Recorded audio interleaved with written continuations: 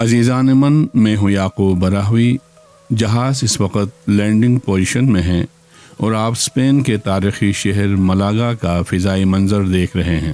میں سویڈن سے سوئٹزرلینڈ کے شہر زیورخ اور وہاں سے کنیکٹنگ فلائٹ کے ذریعے یہاں پہنچ رہا ہوں۔ شہر ملاگا قرون وسطی سے لے کے آج تک اندلس کی سب سے بڑی تجارتی بندرگاہ رہا ہے۔ یہ مردم خیز خطہ اندلس ہی شیخ اکبر محی الدین ابن عربی کا وطن مادر ہے۔ جائے پیدائش کی نسبت سے آپ کو اندلسی بھی کہا جاتا ہے۔ تصوف سے شغف رکھنے والے شاید ہی کوئی شخص ایسا ہو جو شیخ ابن عربی کی شخصیت اور ان کے علمی تصنیفات سے ناواقف ہو۔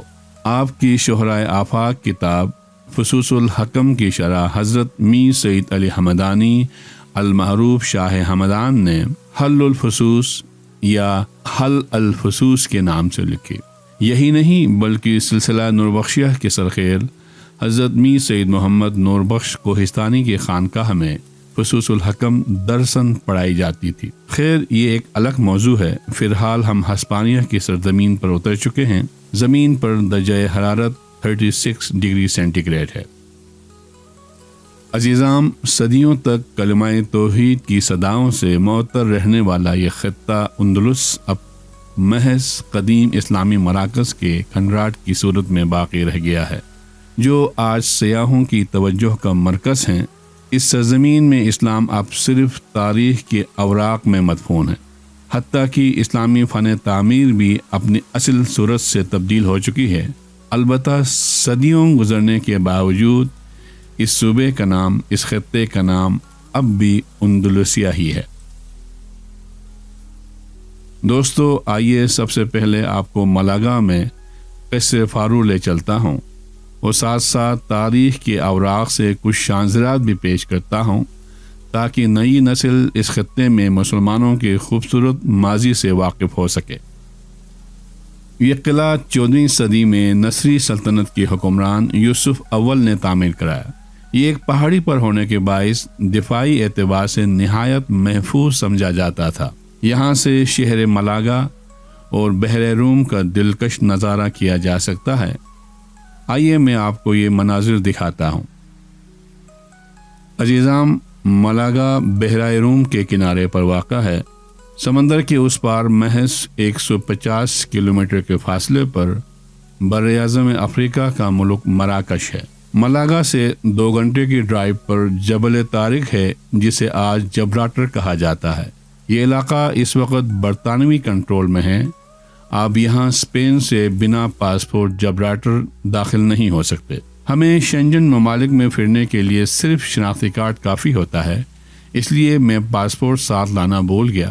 نتیجتاً یہ ہوا کہ جبل طارق جانے کا خواب دل میں لیے ہی واپس لوٹوں گا، کیونکہ میرے پاس پاسپورٹ نہیں ہے۔ عزیزان من، جبل طارق ہی وہ پہاڑی ہے جہاں سنہ 708 میں مسلمان فاتح طارق بن زیاد اپنے لشکر کے ساتھ ہسپانیہ کی سرزمین پر اترے اور کشتیوں کو جلا کر خاکسار کر دیا تاکہ سپاہیوں کے ذہن سے واپسی کا خیال ہمیشہ کے لیے مٹ جائے۔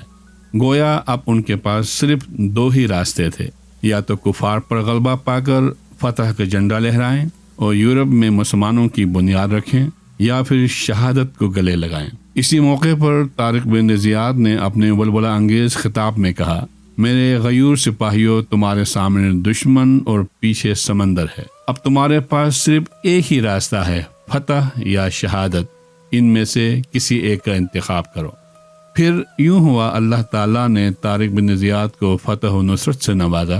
حضرت علامہ اقبال نے اندلس میں طارق بن زیاد کی فتح پر کیا خوب کہا ہے، یہ غازی، یہ تیرے پر اسرار بندے، جنہیں تو نے بخشا ہے ذوق خدائی، 2 نیم ان کی ٹھوکر سے صحرا اور دریا، سمٹ کر پہاڑ ان کی ہیبت سے رائے۔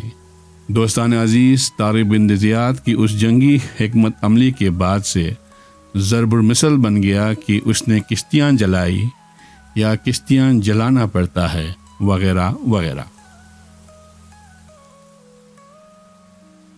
عزیزام، اب میں نصف پہاڑی پر پہنچا ہوں۔ مزید اوپر کی طرف چڑھنے کی بجائے کچھ دیر بیٹھ کر کافی بناتے ہوئے شہر ملاگا کا نظارہ کرتا ہوں، میں سفر میں اپنے ساتھ تھرماس میں گرم پانی اور کافی بنانے کی مشین رکھتا ہوں۔ اس وقت ٹمپریچر 35 سینٹی گریڈ ہے، البتہ سمندری ہوا نے موسم کو خوشگوار کر رکھا ہے۔ دوستو، میں کافی سے لطف اندوز ہو رہا ہوں۔ بس کچھ ہی دیر میں اوپر قلعے کے داخلی دروازے کی طرف چلتے ہیں۔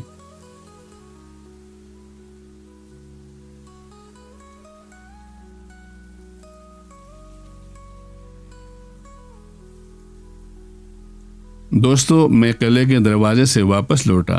وجہ یہ بنی کہ قلعہ اوپر سے نیچے کی طرف پھیلا ہوا ہے، گویا پورا قلعہ دیکھنے کے لیے مجھے کافی نیچے اترنا پڑنا تھا۔ پھر واپس اوپر جا کر پہاڑی سے نیچے اترنے کے لیے کافی وقت درکار تھا، اور میرے پاس وقت بہت کم ہے۔ بچوں کے لیے کچھ خریداری بھی کرنی ہے اور کل میری واپسی بھی ہے، اس لیے پہاڑ کے دامن میں ایک اور خوبصورت محل القذابہ ہے۔ آئیے وہاں کی سیر کرتے ہیں۔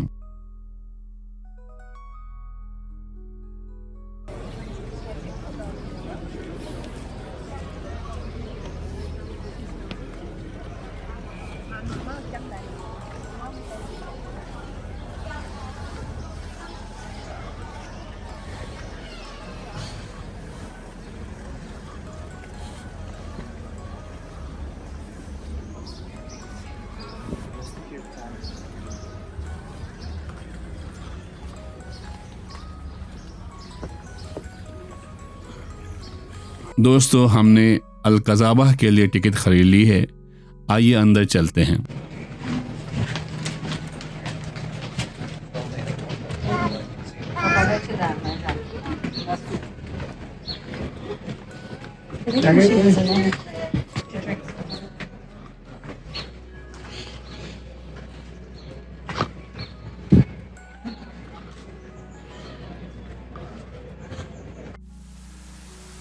دوستان عزیز، اگر ہم شہر ملاگا کی تاریخ پر بات کریں تو یہ شہر قبل از مسیح سے آباد تھے۔ پھر سنہ 711 میں مسلمان فاتحین نے اندلس پر قبضہ کیا اور ملاگا بھی مسلمانوں کے زیر اثر آ گیا۔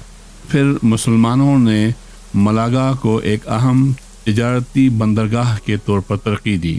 شہر کے اندر القذابہ اور جبل فاروق جیسے مضبوط قلعے بنائے جو آج بھی موجود ہے، اور آپ القذابہ کی سیر کر رہے ہیں۔ پھر 15ویں صدی کے آخر میں سنہ 1492 میں مسیحی فوجوں نے ملاگا پر قبضہ کیا۔ اس وقت کے کیتھولک بادشاہ کی فوج نے مسلمانوں کا اثر ختم کر دیا۔ اس کے بعد ملاگا میں زیادہ تر مساجد کو گرجا گھروں میں تبدیل کر دیا گیا۔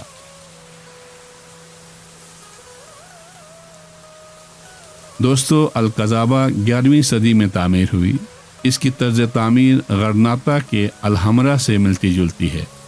اس کے خوبصورت باغات، محراب دار دروازے اور نقش نگاری کمال کی ہیں۔ اندرونی حصے میں اسلامی کتبے، ستونوں پر محرابیں اور ہسپانوی اسلامی فن کے امتزاج کی جھلک نظر آتی ہے۔